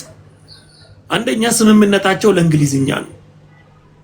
ስምምነቱ ለእንግሊዝኛ ከሆነ ያ ክሊርሊ መቀመጥ ነው የነበረባቸው። ክሊርሊ አለመቀመጡ ያኛው ስራ ሳያልቅ የእንግሊዝኛው ስምምነት ላይ አንድ ነገር ላይ ሳይደረስ ሌላ ሁለተኛ ርዕስ መጣ፣ በአማርኛ ጽሁፉን የመጻፍ ጉዳይ። ሁለተኛ በአማርኛ ከተጻፈ በኋላ የክፍያው ነገር ነው ሌላው እዚህ ጋር የተነሳው። 200,000 ብር የእጅ 250,000 ብር ደግሞ የህትመት 15,000 ብር ከበር 40,000 ብሩ የግብር ያለው አልገባኝም፣ የምን እንደሆነ አላቅም። ምክንያቱም እኛ መጽሐፍ ስናሳትም የሰውም ታሪክ ስንጽፍ የምንጽፍበት ቁጭ ብለን የእጃችን የሚከፈለን ክፍያ አለ። ከዛ በኋላ የህትመቱ ደግሞ ክፍያ አለ። እሱ በስምምነቱ መሰረት ማለት ነው። እነዚህ ከቨር ምናምን ራሱን የቻለ የዲዛይን ባለሙያ ስለሆነ የሚሰራው ለሱ የሚከፈል ተጨማሪ ሊሆን ይችላል። ግን እሱ እንደ ስምምነቱ ነው የሚወሰነው። ከይቅርታ ጋር ዳጊ 40,000 ስለምን እንደሆነ ልጠይቀው? እሺ 40,000 ብሩ ያልከው መሐመድ የግብር ነው ያልከው? 40,000 ብር ታሪፍ አለ። ታሪፍ ማለት ምን ማለት ነው? ታሪፍ ምንድን ነው ዳጊ ታውቃለህ? የግብር ይመስለኛል እንግዲህ ታሪፍ ጨምሯል ምናምን ይላል አለኝ። ግብር ይመስለኛል። አሁን እሱ የላከልኝ ወረቀት ስለነበረ እሱ ላሳያችሁ እችላለሁ። አሁን እኮ ታሪፍ አለ። ሰውንም አማክሬበት ነበረ፣ ግን እንደዛ ነገር የለም። ታክስ የቤቱን ታክሲ ነው። የምን ታክስ የምን ቀረጥ? እኔ እንጃ ወላሂ እኔ እንጃ። ምን ብቻ ነው የምን ቀረጥ? በድሪያ ነይ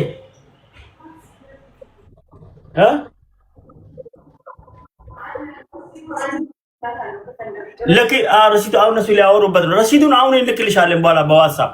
ግን ታክሲ ብሎ ነው የተቀበለን። የምን በግና እንጃ አልገባኝም።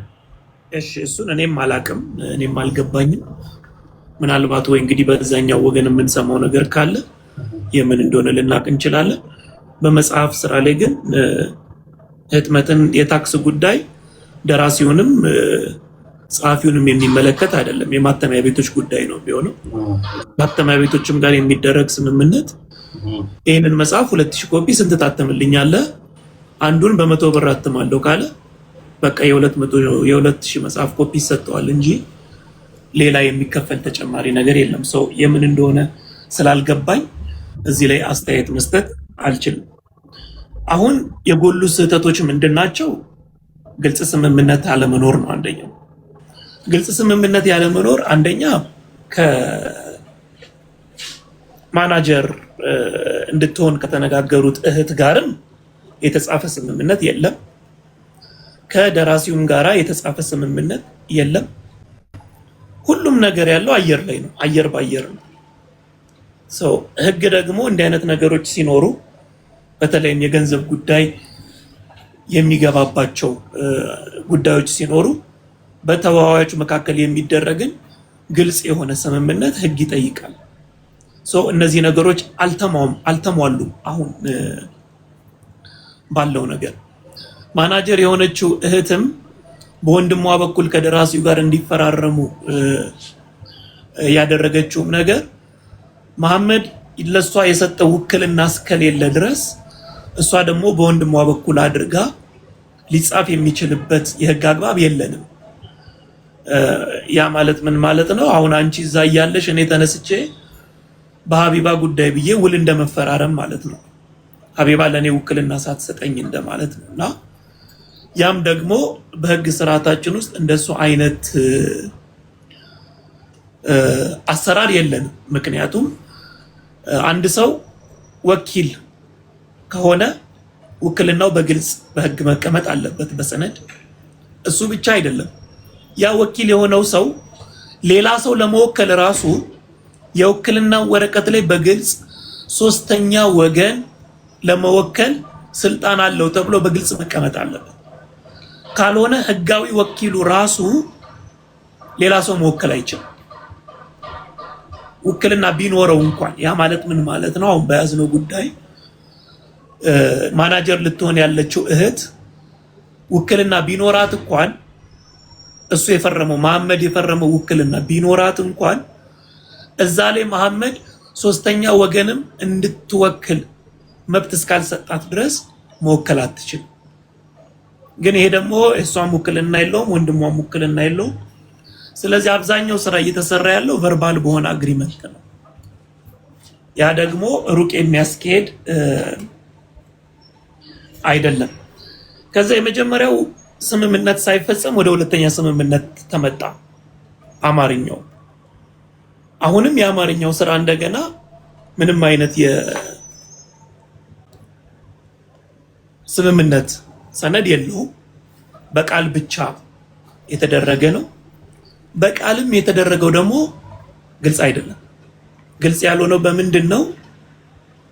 200,000 ለእጄ ትከፍለኛለህ፣ 250,000 ለማተሚያ ትከፍላለህ፣ 15,000 ብር ለከቨር ዲዛይን ትከፍላለህ የሚሉት ነገሮች ከቃል ውጭ አሁንም የተደረገ ስምምነት የለም።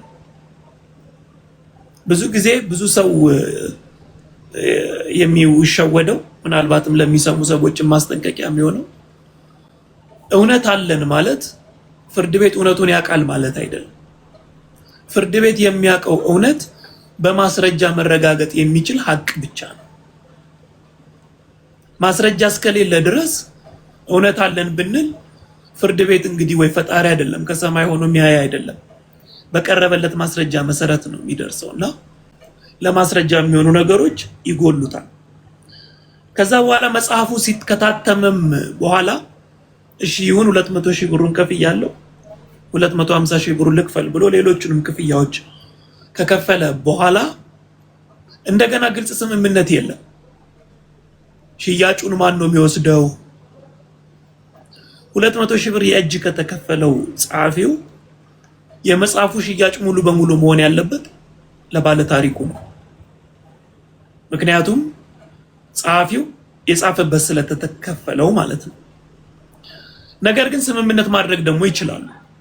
ምክንያቱም ስምምነት ውል በተዋዋዮች መካከል እንደ ሕግ ስለሆነ የሚያገለግለው 200,000 ብር ከፍለኸኝ መጽሐፉን ብጽፍም ይሄን ያህል ፐርሰንት እኔ እወስዳለሁ፣ ይሄን ያህል ፐርሰንት አንተ ወስዳለሁ ብለህ መስማማት ይቻላል፣ በጤነኛ አይምሯቸው እስከሆኑ ድረስ ማለት ነው።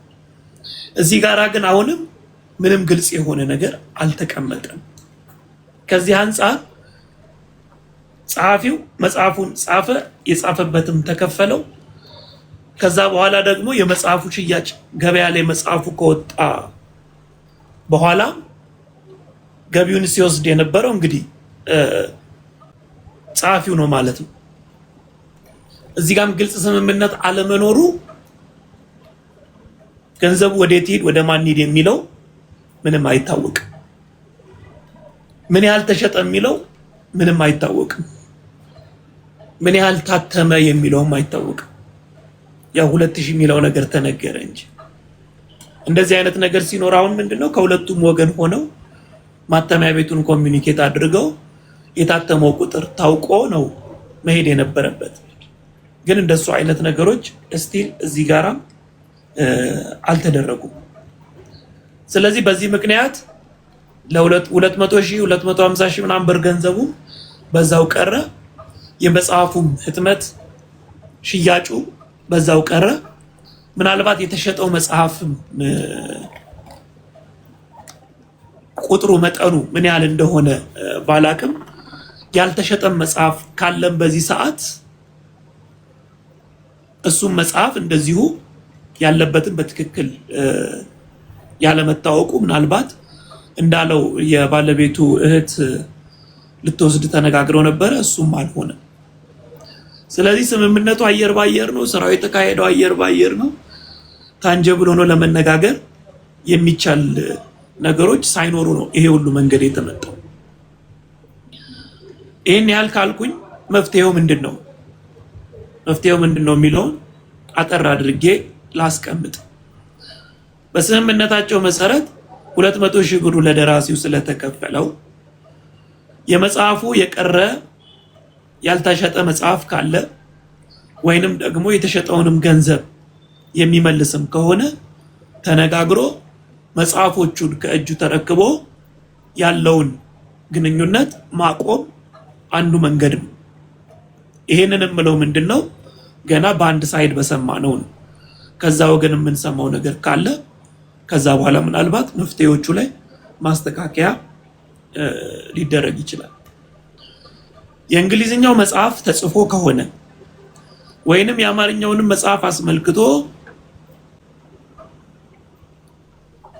የሚቀጥል ከሆነ የሁለቱ ወገኖች ግንኙነት የመሐመድና የጸሐፊው ግንኙነት የሚቀጥል ከሆነ እንደገና ግልጽ የሆነ ስምምነት የሁለቱንም ወገኖች መብትም ግዴታም የሚያስቀምጥ ስምምነት መቀመጥ አለበት። ከዚህ በኋላ በምንቀጥለው መልኩ በዚህ መልኩ ይሄን ያህል መጽሐፍ ይታተማል፣ ይሄ ከተሸጠ ገንዘቡ የኔ ነው፣ አንተ የሚገባ ይሄ ነው፣ ግልጽ የሆነ ውልና ስምምነት ንግግር አድርገው መቀጠል ነው እንጂ እንዲሁ አየር በአየር ባለበት ሁኔታ መቀጠል ፈጽሞ የማይሆን ነገር ነው። ይሄ የማይሆን ከሆነ ግን የመጨረሻው መፍትሄ እስካሁን የተካሄደበትን ስምምነት ሙሉ በሙሉ አቁሞ መሐመድ ህጋዊውን ቅድም ያስቀመጥኩትን መንገድ ተጠቅሞ በስነ ስርዓት ተዋውሎ ካልተጻፈም ድጋሚ የሚጻፍበት መንገድ ተስማምቶ መቀጠል ነው እንጂ በዚህ መልኩ መቀጠል ለሁለቱም ወገኖች በተለይ ሩቅ የማያስኬድ የሚጎዳ እንደውም ተጨማሪ ጉዳትና ኪሳራ ሊያመጣበት የሚችል ነው የሚሆነው። ገንዘቡን በተመለከተ የመሐመድ አቋም ከዚህ በኋላ ምን እንዲሆን እንደሚፈልግ ከሰማ ነው ከዛ እሱ በሚፈልገው መልኩ እንዴት ልናግዘው ወይም ደግሞ አቅጣጫ ልንሰጠው እንችላለን የሚለውን ቀጥለን ማየት እንችላለን። አዎ ጥያቄዎች ካሉ መስማት ይችላሉ። እሺ ጠበቃና የህግ ባለሙያ ደራሲ ዳግማዊ አሰፋ፣ በመጀመሪያ ደረጃ አክብረህ ስለመጣህ ጥያቄዎቻችንን ልትመልስልን ሙያዊ አስተያየትህን ልትሰጠን ሙያዊ መልሶችን ልትመልስልን ስለመጣህ በጣም ነው የምናመሰግነው። በጣም ነው የምንወድህ የምናከብርህ። እሺ በጣም አመሰግናለሁ።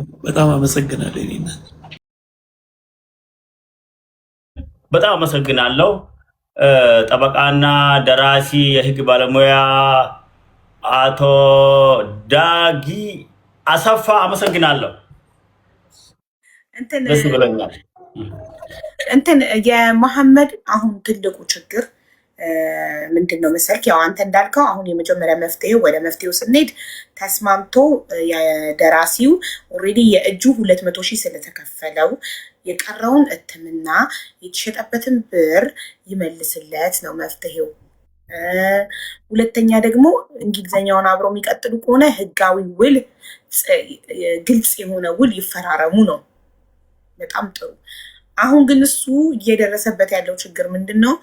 በቃ እንግሊዘኛውን ለሌላ ደራሲ ይሰጣለሁ፣ ከአንተ ጋር ምንም አይነት ህጋዊ ውል የለኝም፣ ስለዚህ በቃ የከሰርኩትን ከሰር ያለው ጦሴኝ ውሰድ፣ ግማሽ ሚሊዮን ብር በላይ አንተ እንዳልከው ምን ያህል እንደታተመ አይታወቅም። እሱ በነገረው አምኖ ተቀብሎ ነው። ደራሲ 2,000 እትም የታተመው ሲለው መሐመድ አምኖ ተቀብሎ ነው እዚህ 2,000 የሚለው። 4,000 ቢሆን የታተመው አይታወቅም። እንደገና ደግሞ ምን ያህል እንደተሸጠም አያውቅም። 72 ፍሬ የተሸጠው እንካ 40,000 ብር ብሎ ሲሰጠው ተቀበለ። ከ2,000 እትም ግን እጅግ በጣም ብዙ ሰዎች እሱ ላይቭን በከፈተ ሰዓት መጽሐፍን ገዝተን ታሪክን አንብበናል፣ ታሪክክ የሚገርም ነው ምናምን ይሉታል። የፈጣሪን ተአምር ያየንበት ነው፣ ያንተ መትረፍ ያንተ ስቲል በህይወት መኖር ይሉታል። እና ይሄ ሁሉ እያሉኝ ነው፣ እንዴት ነው አንተ ይሄ ብቻ ነው የተሸጠው ምትለኝ ሲለው፣ በቃ ይሄ ነው የተሸጠው፣ እሺ የተረፈውን ስጠኝ ሲለው መተህ ውሰድ። እሱ ደግሞ መጥቶ መውሰድ አይችልም፣ ኢትዮጵያ ሄዶ መጽሐፉን መውሰድ አይችልም። በቃ ተው፣ ከአንተ ጋር ያለኝ ነገር ይቅር፣ ሁሉ ነገር ይቅርብኝ፣ እንግሊዘኛውን ግን ለሌላ ደራሲ እሰጣለሁ አንተ እስካሁን ስላልጻፍከው ሲለው፣ አትችልም እሱን ማድረግ፣ ኦልሬዲ ከኔ ጋር ውል አለክ። እኔ በህግም ብትሄድብኝ ለጠበቃ የተሻለ ከፍዬ አሸንፈሃለሁ ነው እያሉ ያለው። እና ይሄን ማድረግ ይችላሉ። ትልቁ የሱ ስጋት ምንድን ነው? እንግሊዝኛ መጽሐፉን ለሌላ ደራሲ መስጠት አልችልም ወይ? ምንም አይነት ወረቀት ላይ የሰፈረ እንዳልከው አየር ላይ እንጂ ወረቀት ላይ የሰፈረ ውል የላቸውም። መሐመድ አይችልም ለሌላ ደራሲ መስጠት። አብዬልሽ ሁልጊዜ አንዳንድ ነገሮችን ከልካይ ነገሮች የሚኖሩት ወይ ህግ ሲከለክል ነው ወይ ውል ሲከለክል ነው። ህግ በማይከለክልበት ውል በማይከለክልበት ሁኔታ ምንም ከልካይ ነገር የለም። አሁን መሐመድ ይሄንን አሁን እንዳልኩሽ አሁንም ከአንድ ሳይድ በሰማነው ነገር ነው ይሄን ነገሮች እያወራን ያለ ነው። ስቲል አሁንም ደጋግሜ ስትጠይቂው ጥሩ ነገር ደስ ያለኝ ምንድነው መሐመድ ከእጁ ምንም አይነት ፊርማ እስካልወጣ ድረስ ምንም አይነት ስምምነት እስከሌለ ድረስ ከሌላ ሰው ጋር ውሉን መቀጠል ስራውን መቀጠል ይችላል። የሚከለክለው ነገር የለም። ግን እንዳልኩሽ ይሄንን አፍ ሞልቶ ለመናገር በዛኛው ሳይድ የተከሄደበት ማንኛውም ነገር ካለ እሱን ማወቅ ያስፈልጋል እንጂ እንግሊዝኛው መጽሐፍ አንደኛ በስምምነቱ መሰረት በተባለው ጊዜ መጽሐፉ አልተጻፈም። ያም በአንድ በኩል ውል እንኳን ቢኖር የውል ጥሰት ነው። ውልን ለማፍረስ ምክንያት ከሚሆኑ መንገዶች ውስጥ አንዱ ሆኖ ሊወሰድ የሚችል ነው። ሁለተኛው ነገር ደግሞ ውል የለም። from the very beginning ምንም አይነት ውል የላቸውም እነዚህ ሰዎች። ስለዚህ መሐመድ ይሄኛውን አቁሞ ወደ ሌላ ለመሄድ የሚከለክለው ስምምነትም ህግም የለም። ስምምነት ቢኖርም ስምምነቱ ቀድሞ የተጣሰው በስምምነቱ መሰረት ጽሁፉ ተጽፎ አለማለቁ። ምናልባት እንዲሁ ስረዳው መሐመድ በጣም የዋህና ይሄ ነገሮችን በቀጥታ ብቻ የሚረዳ አይነት ሰው ነውና እንደሱ አይነት ነገሮች ሲሆኑ የተወሰነ ጫና ለማሳደር ይመቻሉና እስካሁን በተነገረው እስካሁን ድረስ ባስቀመጠው እስካሁን ድረስ እጃችን ላይ በገባው መረጃ መሐመድን ይህንን ነገር ትቶ በሌላ መልኩ ስራውን እንዲቀጥል የሚከለክል ምንም አይነት ነገር የለም። ምናልባት ግን አንድ ተጨማሪ ነገር ምናልባት ስራው ተሰርቶ ከሆነ እና እንግሊዝኛው ተጽፎ ከሆነ ለመሐመድ ጽሁፉን ሊልክለት ይገባል። በዚህ ሰዓት ይሄው ጽፍ ያለው የሚል ከሆነ ማለት ነው። ጽፎት ከሆነ ከዛ በኋላ ቁጭ ብሎ ድጋሚ ውል ማድረግ ነው። ቅድም በቃል የተባለው 40-60 ምናምን የሚለው ቀርቶ በትክክል እንደ አዲስ ህጋዊ ስምምነት ማድረግ ነው። ካልሆነና የሚላክ ምንም አይነት ዶክመንት ከሌለ ምናልባትም ስራው አልተሰራምም ከሆነ ግን መሐመድን ወደ ሌላ ሰው እንዲሄድ የሚከለክለው ምንም አይነት ህግም ስምምነትም የለም። እሺ በጣም እናመሰግናለን። ይሄኛውን ጥያቄ እርግጠኛ ሆኖ ለመመለስ ያኛውንም አካል መስማት አለብን ማለት ነው አይደል? ቢሆን ይመረጣል። ምክንያቱም አንዳንድ ጊዜ በጊዜ ርዝመት የምንረሳው ወይንም ደግሞ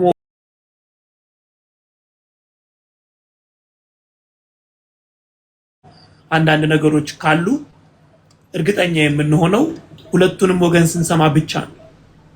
አሁን ወደ ህግም ቢኬድ ህግ የሚያደርገው መጥሪያ ነው የሚልከው። ያኛውንም ወገን ልስማና ከዛ ልፍረድ ነው የሚለውና እስካሁን እሱ በነገረን ነገር ምንም ከልካይ ነገር የለም። ለማጠፍ የሚከለክል ምንም አይነት ህጋዊ የሆነ ግራውንድ የለም። ማለት የምናወራው ስለ ህግ ነው። ያውን የህሊና የሞራል ምናምን ጉዳይ ሳይሆን ስለ ህግ የምናወራ ከሆነ ከልካይ የሚሆነው ወይ የተጻፈ ህግ ከልካይ ህግ ሲኖር ነው ወይ ደግሞ በስምምነት እነዚህ ሰዎች ይሄንን ማድረግ አይቻልም ብለው ሲዋዋሉ ብቻ ነው። ያ የተደረገበት ነገር ምንም ስለሌለ ከልካይ ምንም ነገር የለም። በጣም ጥሩ። እሺ እኔ ስለ አማርኛው ያልገባኝ ይሄ የማምነት ጥያቄ ሳይሆን የኔ ጥያቄ ነው። አንድ ሰው የኔን ታሪክ በአማርኛ መጽሐፍ ጽፎ ኢትዮጵያ ውስጥ ሲያሳትም ዝም ብሎ ይታተማል? ምንም አይነት የኔ ፍቃድ ሳይጠየቅ? ላይክ ባለ ታሪኳ ታውቃለች ወይ? ምን አይነት ውል? ማተሚያ ቤቱ ወይ ውል? ለነገሩ ማተሚያ ቤቱ አያገባውም። ማን ነው የሚመለከተው? የኔ ታሪክ ተጽፎ ሲታተም እኔ አውቃለሁ አላውቅም፣ ፍቃዴ ነው አይደለም የሚለውን ነገር ወይኔ ሶሻል ሚዲያ ላይ ታሪኬን ተናግሬ ያ ሰው የሆነ ደራሲ ወስዶ ቢጽፈውና ቢያሳትመው ማንም የሚጠይቀው አካል የለም ማለት ነው። ምክንያቱም ምንም የሰፈረ ወረቀት ላይ የሰፈረ ውል የላቸውም። ፍቃድ አልሰጠም ፈርሙ። ኔትወርክ ነቅ ነው። እሺ ተመልሶ ሲመጣ አስገቡት። ይህንን ጥያቄ ጠበቃና የህግ ባለሙያ ዳግማ ያሰፋ እንዲመልስልኝ እፈልጋለሁ። እሱ አሁን ምንድን ነው ቁጥሯን ላክልኝና የማናጀርህን ልጥራት ላናግራት ዋትሳፕ ላይ ሚዩት ነክ መሐመድ ይቅርታ። አዎ እልክልሻለሁ። እሷ አብዛኛው ጊዜ እንደውም ከይሁዳ ቤት አጠፋ እና እልክልሻለሁ። አሁን እልክልሻለሁ ቁጥሯን እና የዛ የደራሲውንም እልክልሻለሁ። የወንድሟን ግን የለኝም እና አመሰግናለሁ። እዚህ ጋር ትንሽ የሚጨምር ፈልገው ምንድን ነው ቅርብ ጊዜ አሁን ይሄ ትንሽ ከተጣላም በኋላ ያኔ ቶሎ ብሎ እንደ መጽሐፍ ነገር ይሄው ጽፋለሁ ጨርሻለሁ ለማለት የሆነ እያጣደፈ ነው። ያኔ ጻፍኩ ጨረስኩ ይሄው። አሁን ብዙ ሰው ወደ በሽምግልና በኩል ይደውሉልኛል፣ ሰው ይልክብኛል ቁጥሬን እየሰጣቸው ደራሲ እኮ ጽፎ ጨርሷል፣ እንደዚህ ነው፣ በሰላማዊ መንገድ ተስማማ ምናምን በቃ እንደዛ አይነት ምኖች አሉ። ግን አሁን መጀመሪያ ዝግት ያደረገኝ ሰውዬ አሁን ወደ የጻፍ ጽፌ ጨርሻለሁ ትንሽ ብቻ 95% ሄጃለሁ 99% ሄዳለሁ እንደዛ አለ። የሆነ ልጅ አለ አሁን እዚህ እሱ የላከብኝ እንደዛ እያለ ነው ቶሎ ብሎ አየ ነገሩን ለማጣደፍ ወይ ደግሞ እሱ ተጠቃሚ ለመሆን ወይ ደግሞ ከወንጀለኛ ነፃ ለመሆን እያጣደፈ ነው ያለው። እንደዛ ነው ያለ። እንደገና መጨመር የሚፈልገው አንድ የሚስቴ ዘመድ አለ፣ የህግ ባለሙያ ነው። እሱ የህግ ባለሙያ ነው፣ ያውቃል። አዳማ ነው የሚኖረው፣ ዘመዳቸው ናቸው። እና ያ ሰውዬ በመካከል ገብቶ እንኳን ላስታርቀን ሞክሯል። እሱን ጠርቶ በአካል ተገናኝቶ እንደዚህ አዳማ ውስጥ ነው፣ አዲስ አበባ አላውቅም፣ ሆነ በተገናኝቶ አብረን አውርተናል። ከዛ እሷ ከአሜሪካ ደውላበት እያስፈራራችሁ ነው ነበረ። እያስፈራራችሁ እያስፈራራችሁ ነበረ። እሱ ደግሞ ስክሪንሾት አድርግቶ ይልክልኛል። እሷ የጻፈችለትን እንደዚህ አይነት ነው። ይሄን ለመጨመር ስለሚፈልግ ነው። ጥሩ እሺ፣ ላክልኝና ስልኳን ልጥራታ። አሁን ልስጥሽ እንዴ? በዋትሳፕ ነው የምትልክልኝ አደባባይ ላይ? ኦኬ አይ ዊል ሰንድ ዩ ናው። እሺ፣ እስከዛ ዳጊ ለኔ ጥያቄውን ሰምተኸኝ ከሆነ ብትመልስልኝ። ይሄን ጥያቄ ነው እሱ ሰምተኸኛል? መሐመድ ደግሞ ሲመጣ አስገቡትን። ዋትሳፕ ጋር ሲሄድ ኔትወርክ ነበር። አቡዬ ምን ነበር ጥያቄሽ? ኦኬ ጥያቄ የነበረው ለምሳሌ እኔ ሶሻል ሚዲያ ላይ ታሪኬን ተናገርኩ። የሆነ ደራሲ ሰማኝ ቀዳኝና ከዛ ጽፎ ታሪኬን በመጽሐፍ አሳተመው። ዝም ብሎ ይታተምልታል? ምንም አይባልም? እኔ እስካልከሰስኩ ድረስ ምንም አይባልም?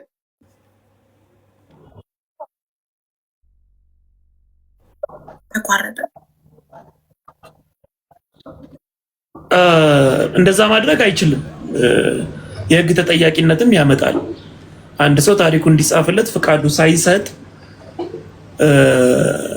የጻፈው ያተመውም ድርጅት ጭምር ነው ተከሳሽ የሚሆነው እና ያንን ማድረግ አይቻልም። ሌላ ሰው ታሪክ ከሆነ መሐመድ እኮ መሐመድ ውጋይ ውል አልፈረመም እኮ ማለት ሊያሳትም ሲሄድ የታለ የታሪኩ ባለቤት ፍቃድ የሚባል ጥያቄ የለም ለማለት ፈልጌ ነው። እንደዚህ አይነት ነገሮች ብዙ ጊዜ ደጋግሞ ስለማያጋጥሙ የማተሚያ ቤቶች ይሄንን ተጠንቅቀው በትክክል ላይጠይቁ ይችላሉ። ግን ተጠያቂነት ከመጣ ግን ሁሉም ነው ተጠያቂ የሚሆነው። ጸሐፊው፣ አታሚው በምን አውቀህ ምን ማስረጃ ኖሮ ይሄን አደረግ? የታሪኩ ባለቤት ከከሰሰ ብቻ ነው አይደል የሚጠየቀው? አዎ ከከሰሰ ብቻ ነው። አዎ ባለታሪኩ ተለቅቷል የሚል ማንኛውም አካል ይሄንን ሲያቀርብ ነው ክስ ነው። ኦኬ ባለታሪኩ በህይወት ከሌለስ? ባለታሪኩ ማለት ነው። ኦኬ ባለታሪኩ ህጋዊ ወራሾች ይሄንን ማድረግ ይችላሉ። ህጋዊ ወራሾች ይጠይቃሉ።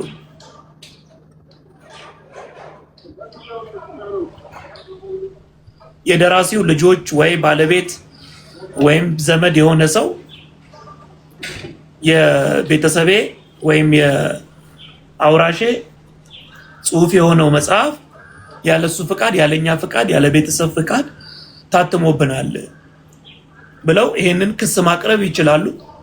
በዛ መሰረት ፍርድ ቤት ደግሞ ተቀብሎ የሁለቱንም ወገን እንደምታውቂው ያው ያስኬዳልና ደራሲው ከሌለ የደራሲው ወኪል ወይም ደግሞ ህጋዊ ወራሾች ማለት ነው።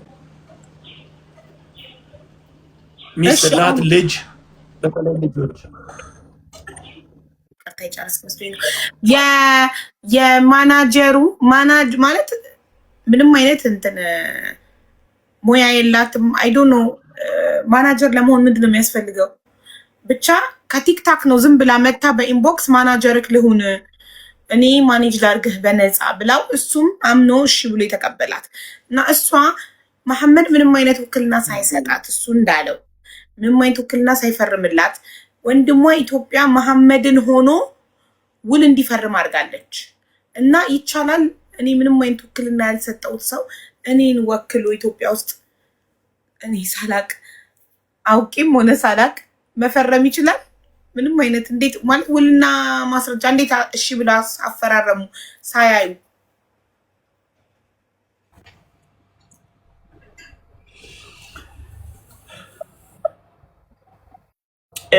ልከልሻለሁ ያው ልከልሻለሁ የሁለቱንም ኦኬ ያው እና ደግሞ ያ መጽሐፉን የሚያትመው አታሚው የሱ ጓደኛ ነው አሉ። እንዳውም እሱ ነው አንዳንድ መጽሐፍ እሱ ነው የሚያስተካክለት በስነ ጽሁፉ ውስጥ አብሮ ነው የሚሰሩት።